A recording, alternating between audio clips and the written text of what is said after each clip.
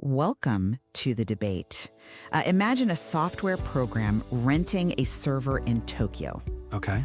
And it's negotiating the price for computing power and, paying for it in milliseconds. Right. All without a human ever lifting a finger. I mean, that is happening right now over 1.4 million times a day on the XRP ledger. It is. It's wild to actually see it play out at that scale. Yeah, it's incredible. But here is the multi-billion-dollar question for today, August 25th, 2026.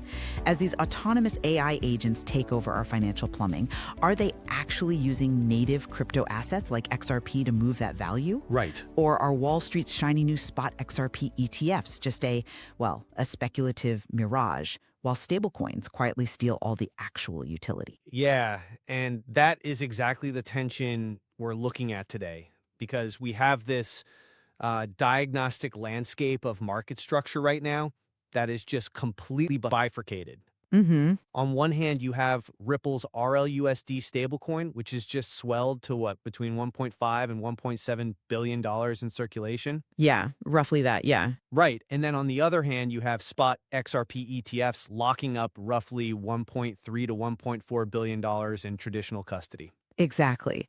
And the interpretation of those numbers, that's where we fundamentally diverge. Definitely. I'll be arguing that XRP ETFs are, they're far from speculative black holes. They actually provide the necessary institutional visibility and market maker attraction to support the long-term utility of Ripple's on-demand liquidity, or ODL. I believe they keep the network liquid and functional. And I will argue that the data shows autonomous agents and major financial institutions are systematically abandoning XRP for stablecoins, which in my view leaves those ETFs as purely speculative vehicles that generate zero payment flows, leaving XRP prone to severe value erosion. Look, I get why people think that. The prevailing narrative right now seems to be that these ETFs are completely disconnected from the network's actual purpose. Because they kind of are. Well, people say capital goes in, it sits in a cold storage vault in New York, and it does absolutely nothing for cross-border payments. Right. But if you look at the mechanics of market making, that's just not true. Yes, stablecoins like RLUSD are growing rapidly. Nobody's denying that. Sure. But XRP's ODL protocol still moves billions of dollars across dozens of global corridors.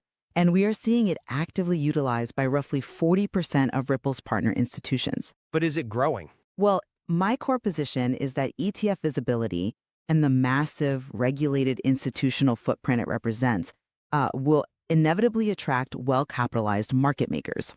Okay. These are the players required to keep ODL pools deeply liquid. XRP remains the essential natively integrated bridge asset for multi-currency flows, especially in emerging markets where direct stablecoin pairs simply don't exist yet. Yeah, I come at it from a completely different way. We have to look at the empirical reality of what is actually moving over the network today, not, what might happen theoretically. Okay, fair enough. Those ETFs you mentioned, that $1.3 to $1.4 billion locked in traditional finance custody, it creates holding demand, yes. Right, which is good for the price. Sure, but it generates absolutely zero real payment flows on the ledger. It's static inventory. The real cross-border value exchange is definitively shifting to RLUSD. You think it's definitive? I do, because we're entering an era driven by large-scale, autonomous, agentic AI activity, right? Software that plans and executes complex economic tasks on its own. These agents are systematically avoiding volatile assets like XRP because their mathematical models require absolute precision. And because they avoid it, they're leaving ODL corridors with thinning liquidity. That means XRP is no longer functioning as a utility bridge for the next generation of volume, which makes it highly vulnerable to structural market decay. Okay, that's a fascinating premise. So let's really dig into who is actually driving this new transaction volume, because we aren't talking about human bankers manually authorizing wire transfers anymore. No, not at all. We are talking about these autonomous agentic AI systems. Exactly. And it's the most critical shift in the payment landscape right now. It fundamentally changes the requirements of the infrastructure. Right. We're not talking about simple, rules-based automated bots here.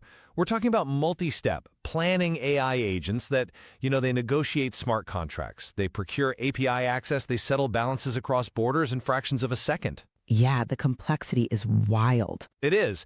And on the XRP ledger alone, we've already seen over 1.4 million of these agentic transactions occur. But here is the vital metric. The vast majority of those transactions are settling in stablecoins like USDC or RLUSD. Right, but is that a permanent shift or just a reflection of current early-stage agentic routing? I mean, things are just getting started. It is a permanent mathematical necessity.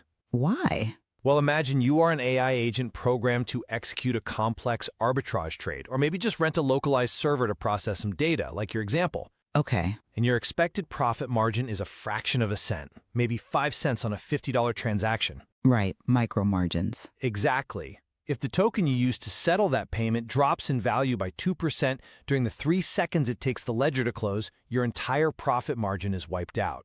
It's completely destroyed. I mean, 3 seconds is incredibly fast, though. Fast for a human? Yes. For an AI model optimizing sub-cent spreads, 3 seconds of volatility is a lifetime. They are ruthless optimizers. They require predictable value, they require sub-cent settlement costs, Yeah. and they absolutely cannot afford to expose their principal to market volatility. So what is actually happening? XRP is being relegated to paying tiny, fixed network fees just to push the stablecoin transaction through. Just for gas, essentially. Yes. Across those 1.4 million agentic transactions, the total XRP fee expenditure amounts to only a few $100s. It's not being used as a bridge of value. It's just the toll booth token. Okay. That's an interesting point, though. I would definitely frame it differently. Okay. I completely agree that agents require precision for their micro margins. That's true. But I think we need to look at capital efficiency on a macro scale. What do you mean? Well, think of stable coins like USDC or RLUSD as direct flights between major global hubs, Oh, I see where you're going. right? Like if you need to move capital from New York to London, or in the agent's case, moving US dollars to a US-based cloud provider, of course it takes a direct RLUSD flight. It's highly liquid, it's stable. Yeah, it's the path of least resistance. Exactly. But what happens when you need to fly from a tiny regional airport in Mexico to a village in Thailand? You're talking about exotic or emerging market corridors. Exactly. Direct stablecoin flights don't exist for the Mexican peso to the Thai baht. Sure. The liquidity just isn't there to support a direct MXN stablecoin to THB stablecoin pair at scale. For those obscure, complex routes, agents still fundamentally require a clearinghouse. Okay. They need XRP's built-in decentralized exchange capabilities to bridge those liquidity gaps. XRP is the central currency exchange at the layover that makes that routing possible and cheap. Right. But The stablecoin might be the final mile, but XRP is the necessary transport layer between disparate monetary zones. okay, that is a compelling argument. But have you considered the speed at which these direct flights are being established globally? They're expanding, sure. They are expanding aggressively. The problem with assuming XRP will always be the layover clearinghouse is that autonomous systems don't just accept inefficiency. They optimize it. Right. If the clearinghouse requires taking on volatility risk, the AI will simply find a way to string together localized stablecoin routes to avoid the volatile native asset entirely. And this brings us directly to the structural integrity of Ripple's payment corridors. Wait, so you're saying the agent's preference for stable value actively degrades the existing XRP infrastructure? Like structurally? Yes, it creates a cascading effect that results in permanent liquidity gaps. How so? Because market makers are not charities. They go where the volume is. If agentic AI volume, and institutional volume for that matter, shifts overwhelmingly to RLUSD, the liquidity pools that ODL relies on begin to thin out. Okay, but And we are seeing this validated right now at the highest levels of traditional finance. Look at the major players: Visa, MasterCard, Coinbase. right. They are fiercely fighting over and prioritizing this exact stablecoin infrastructure. They are building routing protocols specifically tailored for AI agents to settle in stable value, and they are effectively bypassing native XRP assets entirely to do it. But why would they entirely bypass a native asset that already has a decade of proven uptime and global reach? It's right there. It works. Because of compliance and capital efficiency. A Tier 1 bank or a major payment network does not want to hold a volatile crypto asset on its balance sheet for even 3 seconds if it doesn't have to. I mean, sure, the regulatory environment is tough. It's beyond tough. The Basel III capital requirements for holding unbacked crypto are punishing. Right, the capital charge. Exactly.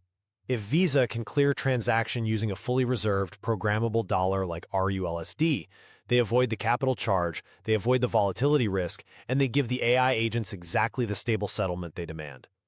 The demand for XRP as a bridge declines rapidly in any quarter that these stablecoins reach. Okay, I hear you, but I'm not convinced by that line of reasoning because it assumes traditional market makers operate in a vacuum. How do you mean? It assumes they ignore the broader capitalization of the asset, which is exactly where the ETFs come in.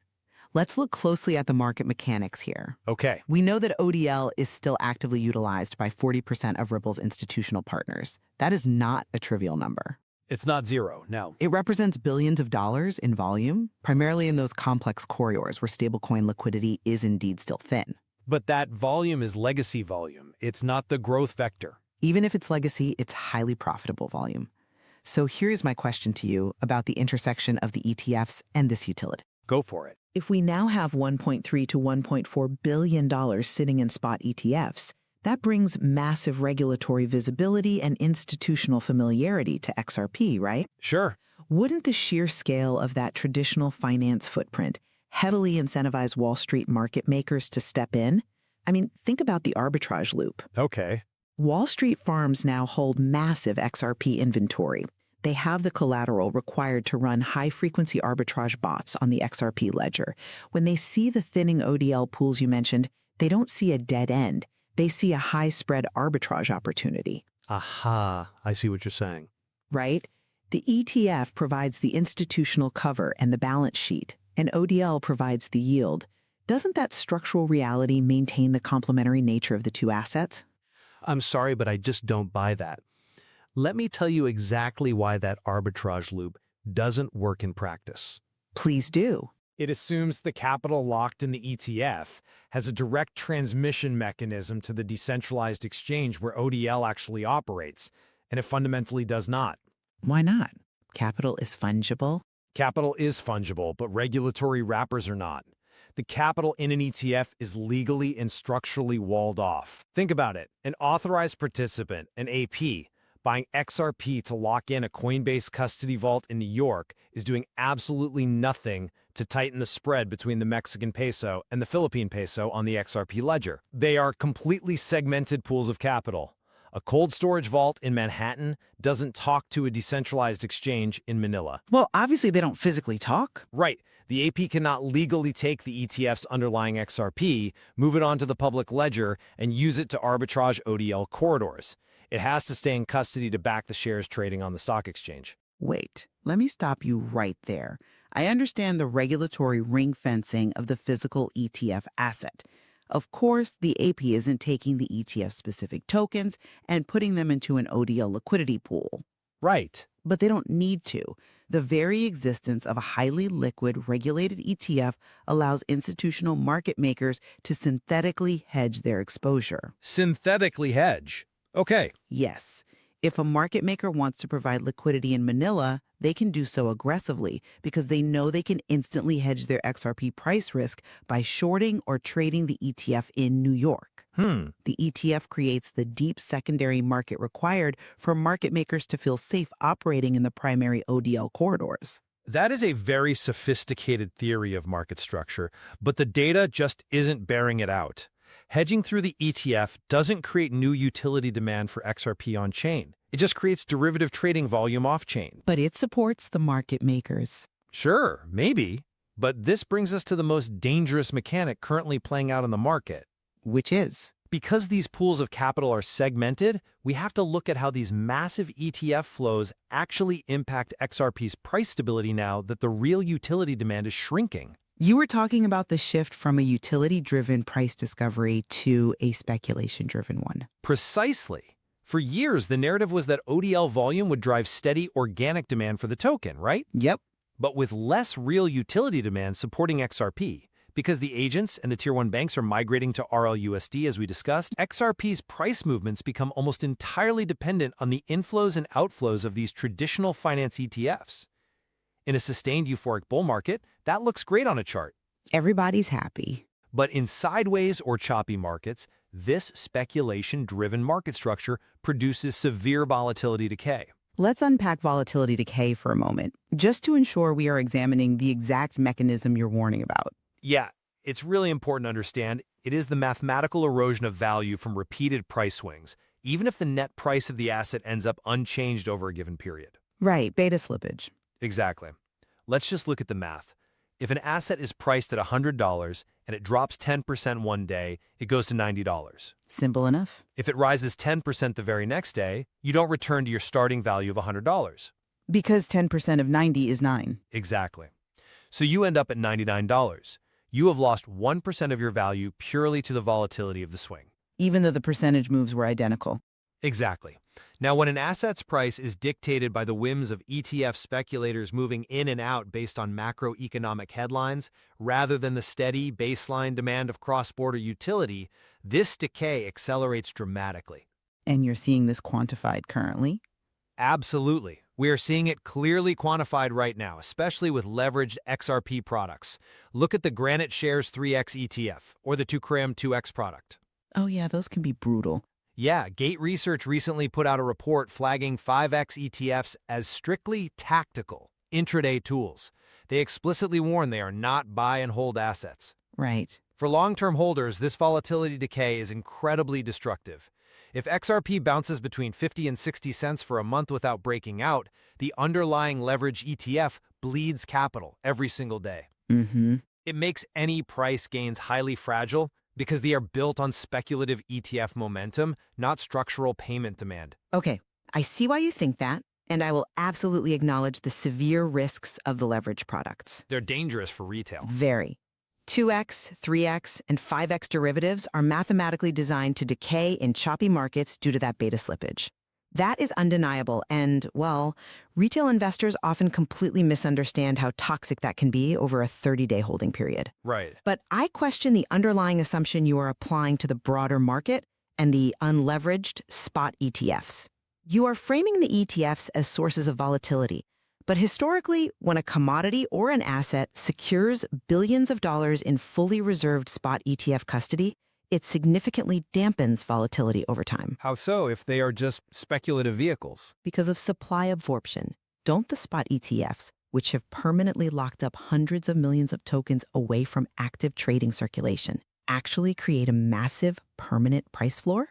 I wouldn't call it permanent. Well, instead of causing decay, I argue they protect the network against black swan volatility risks. By absorbing the excess supply of XRP on the open market, the ETFs actually stabilize the baseline price. In theory. And a more stable price makes XRP a much more reliable, predictable bridge asset for the ODL corridors that still require it. It becomes less volatile specifically because Wall Street is holding so much of the supply in cold storage. It creates a floor right up until the macroeconomic environment tightens. The fatal flaw in that argument is assuming ETF capital is permanent. It's not. The ETF holders are purely passive investors. They have absolutely no operational lock-in. Meaning what, exactly? Meaning their switching costs are zero. Think about an AI agent or an enterprise business using a ledger for its daily operations.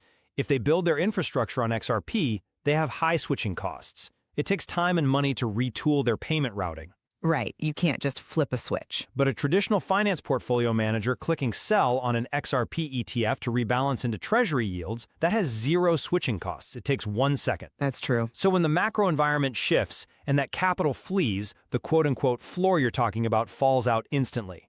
And here is the kicker. Because the underlying ODL liquidity has already been hollowed out by the shift to RLUSD, because that happened, there is no intrinsic utility demand left to catch the falling knife. The asset is entirely exposed to speculative flight. In two entirely different financial eras. And the tension between them is, frankly, it's palpable. It really is.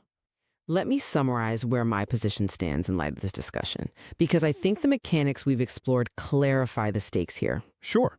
I maintain that while stablecoins, specifically RLUSD, are undeniably capturing a massive share of the new agentic AI and institutional volume, XRP remains fundamentally necessary. Okay. It is the natively integrated clearinghouse, right? The bridge asset for complex multi-currency corridors where localized direct flight stablecoins simply cannot efficiently reach yet. Furthermore, the arrival of traditional finance ETFs is not a speculative distraction. By locking up $1.4 billion, it provides the deep market structure, the institutional familiarity, and the supply absorption necessary to dampen volatility and support long-term ODL liquidity. I think Wall Street's participation anchors the ecosystem. And my position remains grounded in the empirical data of how value is actually moving today, without relying on the hope of future synthetic hedging. The evidence is striking. Over 1.4 million agentic transactions settling almost exclusively in stablecoins, and over $1.5 billion in RLUSD market capitalization, capturing all the real institutional focus from players like Visa and Coinbase. This demonstrates a permanent structural market shift, driven by the ruthless efficiency of AI optimizers that cannot tolerate volatility. XRP ETFs are essentially passive holding vehicles. They are legally walled off and do not generate the vital payment flows that the network's decentralized liquidity relies on. By systematically avoiding volatile assets, the new agentic economy is leaving XRP exposed to pure speculation, where the mathematical realities of volatility decay will continuously erode long-term value, especially for those caught in leveraged products. You know, I think one thing we both clearly agree on is that this intersection of traditional finance ETF structures and autonomous agentic economies is just entirely unprecedented in financial history. Oh, completely. We are watching the real-time collision of Wall Street's passive asset accumulation and lightning-fast machine-to-machine microeconomies. Absolutely. And it highlights exactly why we must look so closely at the granular on-chain data and understand the actual mechanics of how this capital moves. Yeah, looking past the hype. Exactly. It's the only way to separate the speculative narratives built by ETF marketing departments from the actual infrastructure adoption happening in the trenches of the ledger. Well said. There is clearly much more to explore in the evolving Ripple ecosystem as these two massive forces, institutional custody and agentic automation, basically try to balance out. Definitely. We will leave it to the listener to weigh the evidence and decide whether the foundation of native asset utility holds strong. But it certainly makes you wonder, if the financial bridges we built a decade ago are no longer carrying the traffic we expected, do those bridges eventually crumble under the weight of speculation, or do we simply find a fundamentally different kind of vehicle to cross them? Something to think about. Until next time, thanks for joining us on The Debate.